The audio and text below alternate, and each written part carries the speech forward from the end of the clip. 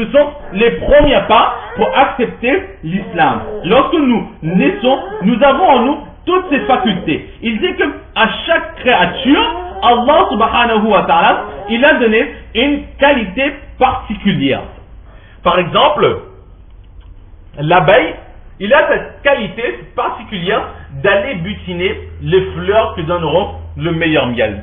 Il a aussi cette faculté, cette capacité de créer, de faire la ruche, aussi complexe qu'elle soit, lorsque l'on voit, toujours étonné comment est-ce que ces petits insectes, ces abeilles ont pu fabriquer une ruche aussi belle et aussi complexe pour y garder leur miel. Donc par exemple, ces abeilles, ils ont cette faculté d'aller butiner les bonnes feuilles pour avoir le miel qui est doux. Nous ne pourrons jamais voir un abeille qui va butiner des fleurs ou des feuilles amères et que leur miel aussi est amer. Le miel sera toujours doux, parfois un peu plus corsé que d'autres, mais toujours douce. Là, c'est cette faculté qu'Allah leur a donnée.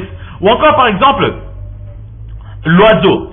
L'oiseau, comment est-ce qu'il a cette faculté de faire son nid? Brindille par brindille, fleur par fleur, feuille par feuille, avec beaucoup de patience, il va construire ce nid qui est si fragile, fait avec de la paille. Et dans ce nid, l'oiseau, il pourra rester, il ne restera pas seul avec ses enfants. Et comment il a cette faculté d'aller chercher de la nourriture pour nourrir ses enfants qui ne savent pas encore voler? L'oiseau, qui sait qu'il a appris à voler? Les poissons, qui sait qu'ils les ont appris à nager, à respirer sous l'eau, etc. C'est Allah subhanahu wa ta'ala qui les a donné cette faculté exceptionnelle. Et l'être humain, c'est quoi sa faculté exceptionnelle? Sa faculté exceptionnelle, c'est d'adorer Allah subhanahu wa ta'ala naturellement. L'être humain, lorsqu'il naît, Allama Shah Kashmili rahmatullah, il dit que l'être humain, lorsqu'il naît, il est comme une bouteille. Une bouteille transparente, belle, propre et en bon état. Mais au fur et à mesure qu'on grandit, si on se laisse influencer par la société, par la famille, etc., alors ce sera exactement comme si que nous aurons laissé tomber par terre cette bouteille. Et parfois, cette bouteille se fissure, et là, l'être humain, il va vers les péchés, et parfois, Allah nous en préserve, cette bouteille, elle se casse. Ce naturel qui était en nous d'adorer Allah, il se perd, et là, l'être humain, il va vers l'infidélité. Donc voilà l'enseignement que Allama Shah Kashmir, il nous a donné au sujet de cela. Et un exemple très très simple, très très concret, que nous voyons tous les jours. Un bébé, lorsqu'il naît, il est toujours innocent. Il n'a pas de mauvais caractère. Un enfant, il n'a pas en lui de la rancune. Regardez un enfant, il va faire une bêtise, on va le claquer, on va le crier après, on va le frapper. Il va pleurer, il va aller dans un coin, mais tout de suite après, lorsque son chagrin sera passé, il va revenir vers son père et sa mère. De nouveau, il va faire des petits câlins, des gâtés avec ses parents, et il va oublier ce qui s'est passé. Il n'a pas en lui cette rancune, il n'a pas en lui ces mauvais caractères. L'enfant, lorsqu'il a des petits frères et des petites sœurs, parfois il veut jouer, mais si on l'explique gentiment de partager son jouet, de jouer avec les autres fraternellement, alors il va le faire. Mais il a en lui donc ses qualités, cette enfance. Ses yeux sont purs, sans haine, sans jalousie, sans rancune.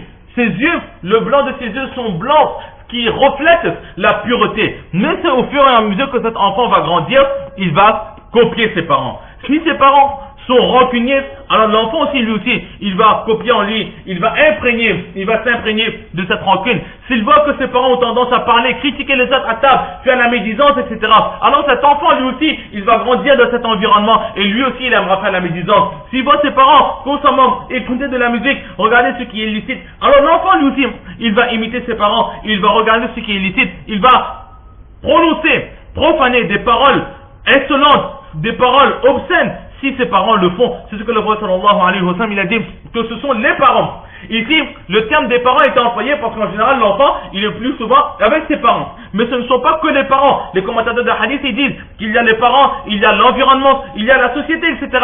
Tout cela influence notre enfant. Maintenant, c'est aux parents de le protéger de cette mauvaise influence, de ces mauvaises fréquentations, en le gardant le maximum à côté d'eux en le préservant des mauvaises fréquentations. Il n'est pas interdit aux enfants d'aller avec leurs amis, leurs camarades pour jouer, mais bien voir qui sont leurs camarades, qui est-ce qu'ils fréquentent, et aussi, lorsqu'ils sont avec leurs camarades, ne pas laisser les enfants seuls, sans surveillance, car Satan il est à l'affût, mais toujours voir quel jeu est-ce qu'ils sont en train de jouer, que ce soit sur la console, que ce soit sur l'ordinateur, que ce soit à la télé, qu'est-ce qu'ils regardent, qu'est-ce qu'ils jouent, avec qui est-ce qu'ils parlent au téléphone, etc. Avec qui est-ce qu'ils parlent? S'ils ont leur GSM, alors à qui est-ce qu'ils envoient leurs messages, etc. Alors les parents, ils ont l'obligation de bien regarder ce que font leurs enfants. Sans quoi, à cause de ce manque de responsabilité, l'enfant pourra devenir chrétien, pourra devenir juif ou pourra devenir idolâtre. Ici, 3 exemples qui ont été donnés par le Saint-Prophète sallallahu alayhi wa sallam, car c'était les confessions les plus répandues à leur époque. Mais le sens du hadith, c'est que si l'enfant n'est pas surveillé, n'est pas protégé de cet environnement par leurs parents, alors cet enfant pourra très très facilement quitter l'islam ou délaisser la pratique de l'islam. C'est ce que le prophète sallallahu alayhi wa sallam, il veut nous faire comprendre. Et ils disent, Allama Shah Kashmiri, il nous a donné l'exemple de la bouteille. Le prophète sallallahu alayhi wa sallam, lui, il nous donne un exemple encore plus probant. Il nous dit que, à l'époque de l'ignorance, les Mécois, ils avaient l'habitude de donner en offrande des animaux. Mais parfois, ils ne donnaient pas l'animal en entier en offrande. Parfois, ils voulaient par exemple une épaule de l'animal. Alors l'animal, il était vivant et on lui coupait vivant comme ça une épaule. Parfois, ils voulaient le rond de l'animal, alors ils coupaient le rond de l'animal. Parfois, ils avaient besoin de la queue de l'animal, alors ils coupaient la queue de l'animal. Et ils n'abattaient pas l'animal, ils n'anesthésiaient pas l'animal. Ils mutilaient les animaux pour leur donner en offrande certaines parties à leurs idoles. Le prophète sallallahu alayhi wa sallam, il nous fait comprendre cela. Il dit qu'un animal, lorsqu'il naît, lorsque vous marchez dans la rue de Makkah, à cette époque de l'ignorance, vous avez l'habitude de voir des animaux mutilés. Par exemple, un bœuf à 3 pattes, un chien à 2 pattes, un oiseau sans ailes,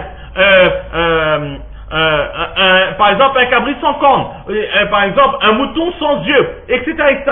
Vous voyez des animaux complètement mutilés. Mais lorsque cet animal il est né, lorsque sa mère a mis bas, est-ce que cet animal était mutilé? Non. Les animaux lorsqu'ils naissent, ils sont purs, ils sont en bonne santé, avec tous leurs membres. Sauf si Allah il a voulu faire naître quelqu'un avec une maladie spécifique. Mais dans la majorité des cas, les animaux, ils naissent en bonne santé.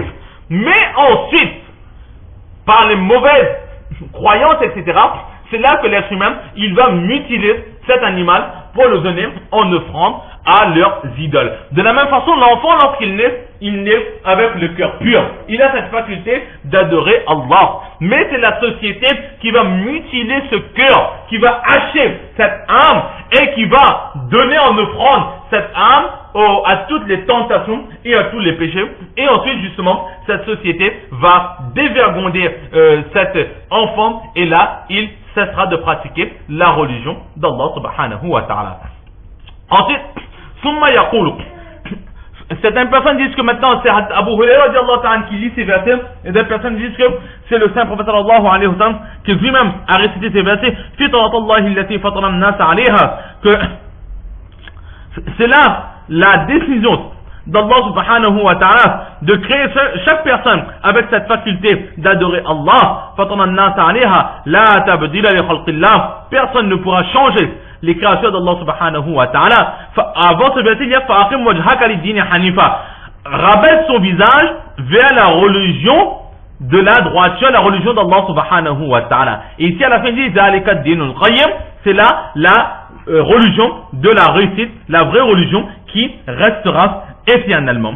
Donc là, dans ce hadith, nous voyons que Allah, il a mis pour nous la réussite. Mais ensuite, c'est là que nous voyons le taqdir, Allah il a écrit. Mais le fait d'aller dans la perdition, ce n'est pas Allah qui nous a mis dans la perdition, mais c'est qui? Ce sont nous-mêmes. Parfois nos parents, parfois la société, parfois l'environnement, mais très souvent aussi notre ego. Même si nos parents nous ont donné de mauvaises habitudes, si nous savons que cela sont de mauvaises habitudes, alors nous pouvons de nous-mêmes, de notre propre volonté, nous purifier de cette mauvaise habitude, mais notre ego nous en empêche. Donc dans ce hadith, nous voyons qu'il y a la destinée, mais qu'il y a aussi le discernement. Nous pouvons discerner le bien du mal, car Allah subhanahu wa ta'ala, il a mis en nous cette faculté de faire la différence entre le bien et le mal, et cette faculté d'adorer, d'aller vers Allah subhanahu